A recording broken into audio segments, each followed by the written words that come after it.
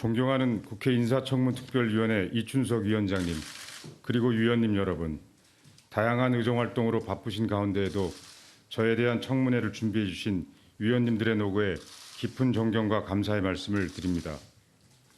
부족함이 많은 제가 민의의 전당인 이곳 국회에 대법관 후보자로 서게 된 것만으로도 최고의 영예임을 잘 알고 있습니다. 그렇지만 대법관의 막중한 사명을 생각할 때 강한 책임감과 함께 두려운 마음이 들기도 합니다.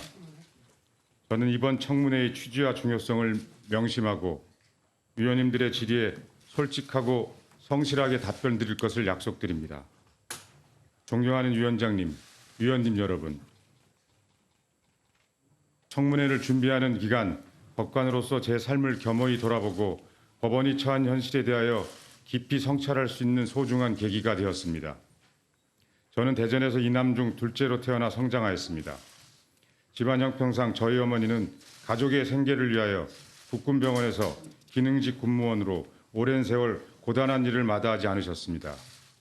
제가 법관으로 일하면서 법정에서 만나게 된 힘들고 지쳐있는 많은 당사자들을 따뜻한 시선과 목소리로 대하고자 일관되게 애써왔던 것은 어머니의 평소 모습을 따라 배운 것임을 늘 가슴에 담고 있습니다. 저는 1994년 3월 부산지방법원 판사로 부임하였습니다. 초임 판사 시절 미숙함이 많던 저에게 법관이 선언하는 정의는 법정에서 마주한 당사자를 향한 구체적인 정의가 되어야 하고 법관의 양심은 개인적인 고집과는 구별되어야 함을 깨우쳐 주셨던 선배 법관님들의 가르침을 지금도 잊지 않고 있습니다. 훌륭한 선배들과 동료들은 법관 생활을 하는 내내 제게 큰 힘과 용기를 주었습니다. 포천군 판사를 시작으로 3년간 민사 소액 재판을 담당하였습니다. 당사자들과의 소통에 노력하였지만 그들의 진정한 아픔을 읽어내기에는 역량과 경륜이 많이 부족하였던 시절이었습니다. 그런 법이 어디 있어요? 라고 절박하게 물어오던 어느 시골 할머니에게 그저 법조문과 판례의 의미만을 장황하게 설명하던 제 모습이 떠오릅니다. 법관은 법에 따라 사안을 처리하는 것에서 한 걸음 더 나아가 당사자가 제기하는 법의 정당성에 대한 근본적인 의문에 제대로 대답해야 합니다. 그러지 못한다면 불편한 마음으로 난생 처음 법정을 찾은 사람들의 기억 속에서 법관은 영영 세상과 동떨어진 사람이 되어버리기 때문입니다. 돌이켜보면 보람과 함께 아쉬움도 많았지만 그때의 경험을 통해 법관의 역할과 겸손의 미덕을 배울 수 있었던 것은 참 다양한 일이었습니다. 6년간의 재판 연구관 경험은 법관으로서 가져야 할 헌법에 대한 생각을 깊게 해주었습니다. 특히 헌법재판소에 파견되어 헌법연구관 및 부장연구관으로 일한 경험은 세상과 법을 바라보는 제 눈을 보다 넓고 깊이 있게 만들어 주었습니다. 다른 헌법기관에서 법원을 바라보는 비판적인 시각을 여과 없이 접하게 되었고 결코 변할 것 같지 않던 기존의 법리도 헌법 해석을 통하여 변경될 수 있음을 보았습니다. 법원의 재판에서도 헌법적 관점에서의 조명이 절실하게 요구됨을 깊이 자각하게 되었습니다. 법관이 내세우는 법리가 변화하는 현실을 제대로 반영하고 있는지 끊임없이 의심하여야 하고 소수의 목소리가 미약하다 하여 그에 담긴 기본권의 가치를 결코 과소평가하여서는 안 된다는 신념을 명확히 하게 되었습니다. 그 후 저는 서울중앙지방법원에서 영장 전담판사 및 형사합의부 재판장으로 2013년 이후에는 고등법원의 민형사재판장으로 재직하였습니다. 사회의 주목을 받고 당사자들의 주장이 첨예하게 맞서는 사안을 재판하였던 경우도 있었습니다. 저는 법정에선 모든 사람은 법관이 부당한 외부 사정에 전혀 흔들림 없이 오로지 사안의 구체적 경위와 내용을 잘 헤아려 판단해 주리라 믿고 있음을 늘 의식하였습니다. 경계하는 마음으로 긴장된 삶을 살아야 했지만 오직 공평무사한 자세로 사안의 무게에 맞는 구체적이면서도 보편타당한 결론에 이르기 위하여 묵묵히 최선을 다하였습니다. 존경하는 위원장님, 위원님 여러분, 저는 법원을 향한 주권자인 국민들의 실망과 불신이 매우 깊다는 것을 느끼고 있습니다.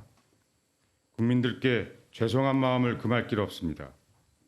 이러한 엄중한 상황에서 사법부의 위기가 비롯된 근본적 원인이 무엇인지에 대하여 절박한 심정으로 돌아보지 않을 수 없습니다. 먼저 과거 국가 권력에 의하여 기본적 인권이 부당하게 침해되는 상황에서 이를 바로잡아달라는 당사자의 절박한 호소를 법원이 외면하였다는 역사적 기억을 국민들이 갖고 있음을 잊지 말아야 합니다. 법원이 이를 반성하고 새롭게 나아가려고 나름 노력하였지만 최근의 사태가 사법부에 대한 국민의 기대를 다시 무너뜨렸다는 것을 참담한 마음으로 받아들이고 있습니다. 최근 상황을 계기로 저를 비롯한 법원 구성원 모두는 재판의 독립이라는 헌법적 가치와 권력에 대한 통제를 통한 국민의 기본권 보호라는 사법의 본질적 사명을 다시 절실하게 인식하고 깊이 반성하고 있습니다. 다음으로 법원이 재판의 근거로 삼았던 법리가 국민의 눈높이에서는 어떻게 받아들이는지를 겸허하게 점검하고 성찰하는 데 부족한 면은 없었는지 돌아보게 됩니다. 법관을 비롯한 실무 법률가들을 향한 법기술자라는 냉소는 아프지만 경청해야 할 국민의 말씀이라고 생각합니다. 법관의 판단에 완고하고 공허한 형식 논리만 느껴질 뿐 자기 성찰이나 사회적 정의감 혹은 인간애 등 공감할 만한 고민이 전해지지 않는다는 지적은 분명 받아들일 면이 있다고 생각합니다. 존경하는 위원장님과 위원님, 그리고 국민 여러분, 만일 제가 국회의 동의를 얻어 대법관의 직책을 맡게 된다면 주권자인 국민과 위원 여러분이 법원에 보내주시는 안타까움과 질책의 말씀을 항상 가슴에 새기겠습니다. 헌법이 담고 있는 귀중한 의미와 가치를 재판에 담아 오랜 세월이 흘러도 대한민국의 굳건한 생활 규범으로 자리 잡을 수 있도록 최선을 다하겠습니다. 법관이 들고 있는 저울의 균형추가 제대로 작동하는지 늘 점검하고 기울어짐을 경계하여 사회적 약자와 소수자의 목소리가 공평하고 진지하게 평가될 수 있도록 노력하겠습니다. 그리고 법원이 국민의 믿음과 사랑을 받기 위해서는 또 법원이 법원답기 위해서는 정의를 갈망하는 국민들의 절실한 바람에 부응하여 독립적이고 중립적인 목소리를 정확하게 내어야 한다는 것을 한시도 잊지 않겠습니다. 마지막으로 한 가지 제가 이 자리에서 간곡히 부탁드리고 싶은 말씀은 부디 사법부와 법관에 대한 희망의 끈을 놓치는 말아 주십사 하는 것입니다. 각계각층에서 묵묵히 자신의 일을 천직으로 생각하며 애쓰고 계신 국민들의 노고와 헌신을 잘 알고 있습니다. 저희 법관들 또한 오늘도 마주한 사건에 대한 정의롭고 공평타당한 판단을 위하여 불철주야 자신의 삶을 헌신하고 있습니다.